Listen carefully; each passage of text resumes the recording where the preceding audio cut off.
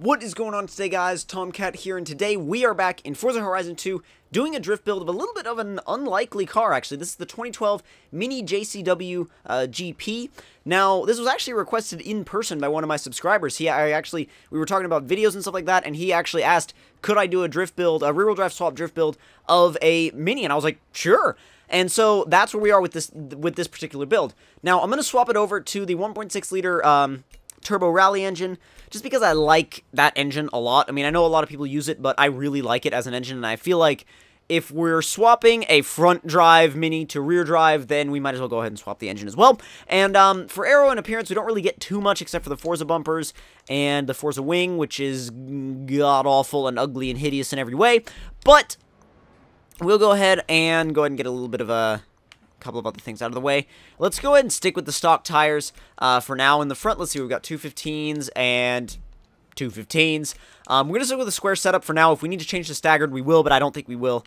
And let's see, for wheels, we'll switch it up to... Wow, I actually like those. I actually think those look really good on this Mini. I think they fit it nicely. Those fit it nicely as well. Actually, you know what? These fit it better than the last ones did. And... No, okay.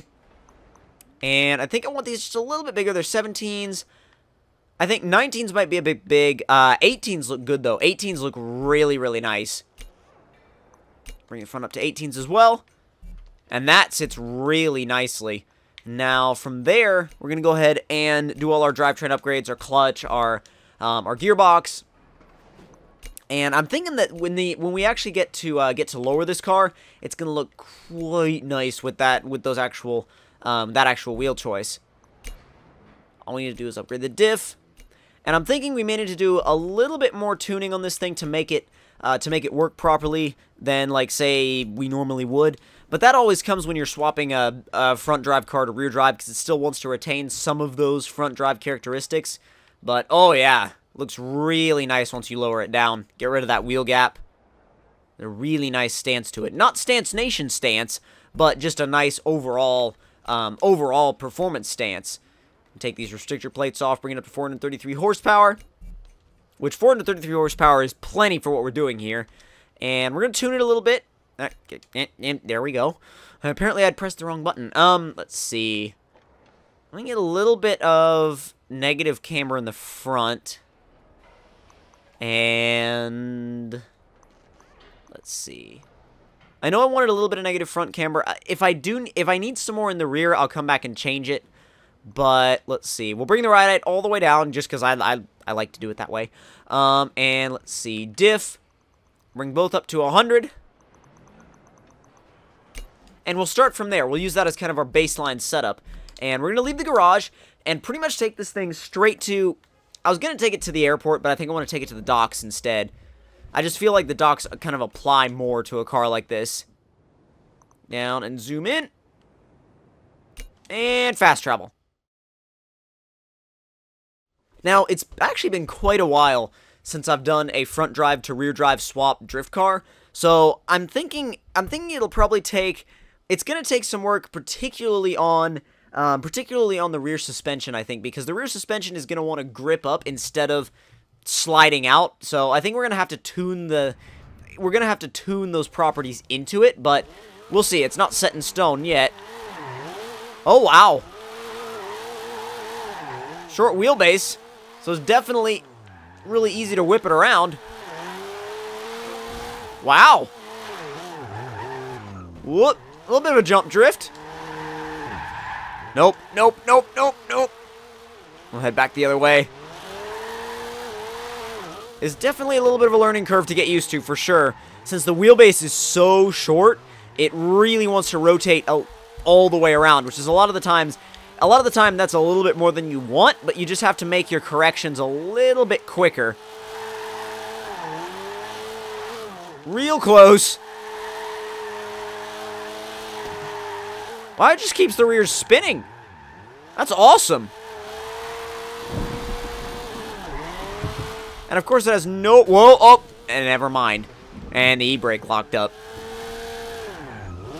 I was gonna say it had no problem at all fitting between these things, but the thing is, if you lock the e-brake up and you don't give yourself time to correct, then you're kind of done. And either that or you get caught on one. Jeez. Let's try taking it up on top of the shipping containers. Or not. Maybe we'll go this way. That's the thing about having a wheelbase this short. It sometimes if you're not immediate with your corrections, then it's just going to go the way that it wants to go. Which is why drifting a long wheelbase car is quite a bit easier when you first start out. Not long, but longer than this for sure. There we go. Much better. Nope. Oh, jeez. Woo! Let's try heading up the ramp again. Turn to the side. A little bit of another jump drift. And it spins around again.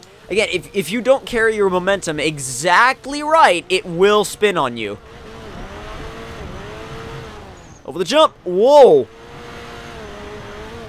That's even more ridiculous from first person because of the fact that you can't exactly see the angle that you're taking off at, and you just kind of pray for the proper angle. Don't hit the wall. Well, never mind. Kind of said that a little late. Not bad. Okay, cool. Fits no problem at all if you aim the thing properly. Oop. Switch back to third person.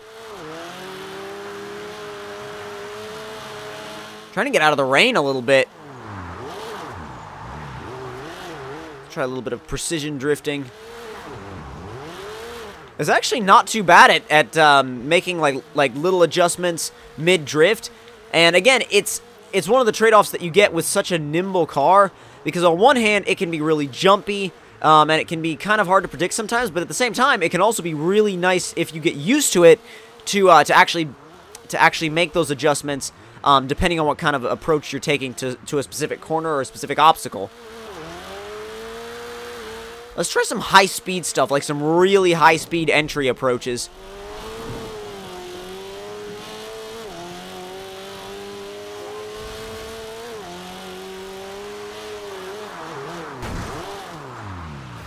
Apparently those pallets will, they will save you if, well, not save you necessarily. They can, but they can also ruin your line. Wasn't a good line to begin with, but still. Alright, nope. Ow.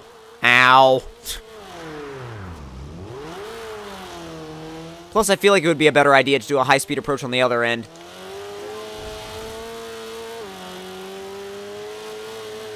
And back in, out.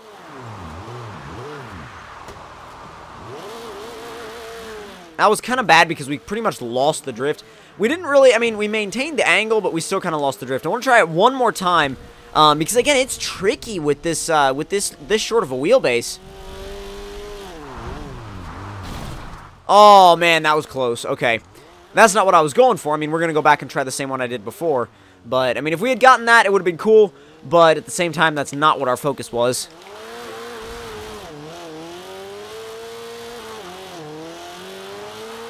Back and out.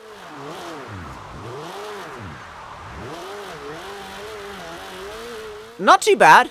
Not too bad. Just for the fun of it, let's just right through the middle of the pallets. And you know what?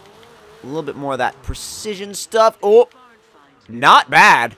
Would you like me to direct you to the area so you can look for it?